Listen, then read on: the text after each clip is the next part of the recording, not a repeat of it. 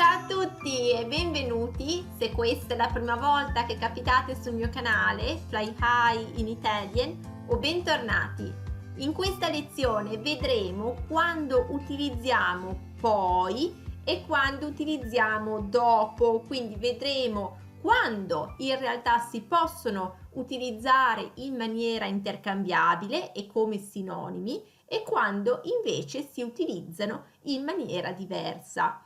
Vi ricordo che potete regolare la velocità del video se parlo troppo lentamente o se parlo troppo velocemente, premendo sulle impostazioni in basso a destra sulla rotellina, e oltre a sottotitoli in italiano ho preparato anche sottotitoli in inglese, francese, spagnolo e russo se ne avete bisogno. Generalmente quando traduciamo poi e dopo in inglese, poi viene tradotto come then e dopo viene tradotto come after. In realtà però la divisione non è così semplice a priori, perché poi e dopo nella maggior parte dei casi sono sinonimi. Quindi poi in italiano, se diciamo come sinonimo, sarebbe dopo oppure in seguito o successivamente. Allo stesso modo anche dopo, che come sinonimo, come primo sinonimo in realtà poi o successivamente o in seguito. Allora vediamo un po' di capire quindi quando si utilizza poi, quando si utilizza dopo, quando si possono utilizzare entrambi. Partiamo da poi. Poi può essere utilizzato solo con un verbo come avverbio. Quindi, per esempio, mangio adesso, poi vado a lavorare. Quindi vuol dire prima mangio, poi vado a lavorare, giusto? Mangio adesso, possiamo anche dire e poi vado a lavorare. Quindi quel e spesso si inserisce qui la congiunzione e prima del poi. Comunque, ha sinonimo di successivamente, in seguito vado a lavorare, quindi viene utilizzato solo con un verbo, vedete qui, poi vado a lavorare, e con funzione di avverbio, d'accordo? Se utilizziamo lo stesso verbo nella frase, allora lo possiamo omettere dopo il poi. Per esempio, prima mangio il salato, poi mangio il dolce. Quindi quel mangio lo possiamo omettere e possiamo semplicemente dire prima mangio il salato, poi il dolce, d'accordo? Quindi anche il verbo dopo il poi, se è lo stesso verbo nelle due frasi, lo possiamo omettere, d'accordo? Poi viene anche utilizzato molto spesso nelle liste, negli elenchi. Per esempio, scrivi il tuo nome, poi il cognome e poi l'indirizzo, vedete? E suona in realtà molto meglio rispetto a utilizzare dopo in questo contesto. Potremmo sì dire scrivi il tuo nome, dopo il cognome e dopo l'indirizzo, ma in realtà non utilizziamo dopo, insomma suona meglio utilizzare poi, d'accordo, nelle liste, negli elenchi. In questi casi, quando poi viene utilizzato come avverbio e ovviamente con un verbo, potrebbe essere rimpiazzato dal dopo. Quindi prima mangio il salato, dopo mangio il dolce, mangio adesso, dopo vado a lavorare, d'accordo? Può essere rimpiazzato. Poi vedremo in realtà con le funzioni del dopo quando non sono intercambiabili, ma se utilizzato, quando utilizzato come avverbio, dopo e poi in generale sono intercambiabili, d'accordo? Poi può essere anche utilizzato come sostantivo il poi, per esempio non dare importanza al poi, che vorrebbe dire non dare importanza al futuro, al domani, d'accordo? Quindi il poi, quindi c'è anche il sostantivo, il caso in cui viene utilizzato come sostantivo. E oltre a significare dopo, successivamente, in seguito, può anche a seconda dei contesti significare inoltre. Quindi in inglese verrebbe tradotto come furthermore o besides, ok? Quindi ho messo 2 pizze in forno e poi c'è anche l'insalata e il dolce, quindi vale a dire e inoltre c'è anche l'insalata e il dolce. E in alcuni casi può anche essere sinonimo di insomma o di alla fine, quindi in the end, ok? l'hai poi comprata la macchina? Quindi l'hai comprata la macchina, insomma, l'hai comprata la macchina, oppure l'hai comprata la macchina alla fine? Quindi l'hai poi comprata la macchina, questo è molto utilizzato nel parlato, quindi l'hai poi comprata la macchina, oppure se poi è andato in vacanza, quindi è quel poi, insomma, alla fine è perché, insomma, lo si chiede questo tipo di domanda quando siamo già a conoscenza del contesto. In precedenza era stato menzionato che questa persona voleva andare in vacanza, giusto? E quindi chiediamo notizie in quel modo e chiediamo sei poi andato in vacanza, d'accordo? E poi abbiamo diverse espressioni, ve le metto qui come parentesi, delle espressioni che sono molto comuni e che utilizzano poi, come per esempio col senno di poi. Col senno di poi è tradotto in inglese come with hindsight, ok? E che cos'è il senno di poi? Il senno di poi è un po' quell'abilità, sì, quell'abilità di quella conoscenza in realtà di fatti, di anche una situazione al momento in cui parliamo, che però avremmo voluto sapere in precedenza, nel passato, quindi avrebbe poi magari cambiato anche l'andamento di una situazione, un'azione, un avvenimento, come per esempio col senno di poi non avrei mai lavorato per questa azienda, quindi se l'avessi saputo al tempo, se avessi saputo al tempo queste cose che so adesso, quindi è questo il significato, non avrei mai lavorato per questa azienda. Quindi c'è anche un po' quell'idea anche di pentimento, se avessi saputo al tempo quello che so adesso, ecco, quindi col senno di poi. Poi abbiamo prima o poi sooner or later, quindi una volta o l'altra anche ad un certo punto, quindi questo è il significato di prima o poi. Per esempio, dobbiamo tutti morire prima o poi, quindi prima o poi a un certo punto dovremo tutti morire, giusto?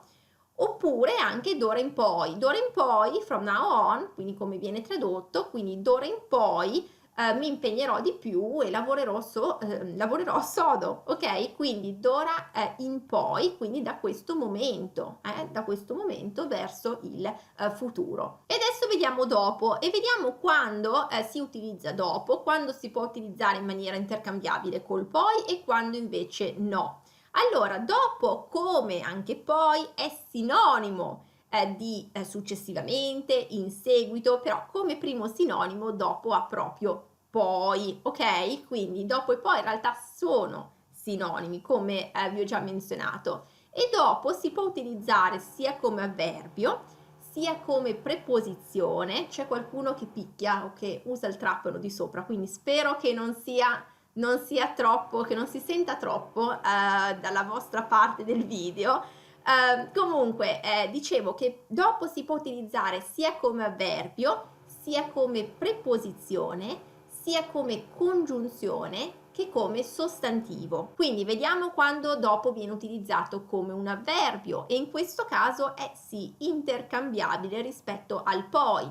Per esempio, nelle frasi anche che abbiamo visto appena adesso, quel mangio adesso, dopo vado a lavorare, avevamo utilizzato poi vado a lavorare. Vedete? In realtà qui l'utilizzo è intercambiabile perché qui dopo è un avverbio e quindi quando utilizzato come avverbio dopo e poi sono in realtà sinonimi, si possono utilizzare entrambi. Oppure prima mangio il salato, dopo mangio il dolce. Ancora una volta, dopo qui è un avverbio. Quando utilizziamo invece dopo come preposizione, allora qui non è intercambiabile al poi e solo dopo può in realtà essere utilizzato. Per esempio, dopo la scuola vado a casa. Non possiamo qui assolutamente dire poi la scuola vado a casa, d'accordo? Perché poi può essere utilizzato solo con un verbo e come avverbio. Invece dopo qui ha funzione di preposizione, vedete, dopo e poi abbiamo la scuola, quindi utilizzato con un sostantivo in realtà. Oppure dopo pranzo faccio un riposino. Non possiamo dire poi pranzo, poi il pranzo faccio un riposino, d'accordo? Perché qui, anche qui, dopo ha funzione di preposizione. Oppure anche l'espressione molto utilizzata quando facciamo passare qualcuno davanti a noi come segno di cortesia e di gentilezza, prego, dopo di lei, quindi dopo di lei. Quindi vedete che qui, tra l'altro, dopo, dobbiamo utilizzare la preposizione di se c'è un pronome personale come lei, ok? Però ecco, dopo di lei, qui ancora una volta, dopo è utilizzato come preposizione seguito da un pronome personale, quindi non possiamo dire prego poi di lei, d'accordo? Quindi dobbiamo utilizzare solo dopo come funzione di preposizione davanti a un sostantivo o davanti a un pronome personale. E poi possiamo utilizzare anche dopo come congiunzione. Per esempio, dopo aver fatto i compiti puoi uscire. Qui non possiamo dire poi aver fatto i compiti puoi uscire. Perché?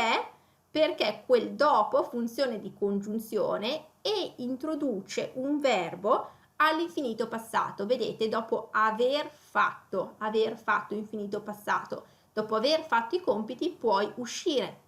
Oppure un altro esempio, dopo aver mangiato ho letto un po', quindi ancora una volta quel dopo in questo caso ha funzione di congiunzione e non è rimpiazzabile dal poi, d'accordo? E per ultimo, dopo può anche avere funzione di sostantivo, quindi a seconda del contesto, questo come poi in realtà, il poi, possiamo dire il dopo e anche qui equivale a dire il futuro, il domani, d'accordo? Quindi nella stessa frase di prima, non dare importanza al poi, potremmo anche dire non dare importanza al dopo, quindi non dare importanza al futuro, quindi quel dopo, il dopo è sostantivo qui, d'accordo? Ed espressioni comuni con dopo sono per esempio a dopo, che è la formula di commiato che conosciamo tutti, giusto? Quindi ci vediamo dopo, no? Vuol dire a dopo. Oppure dopo tutto che viene, che insomma come sinonimo avrebbe tutto sommato, ok?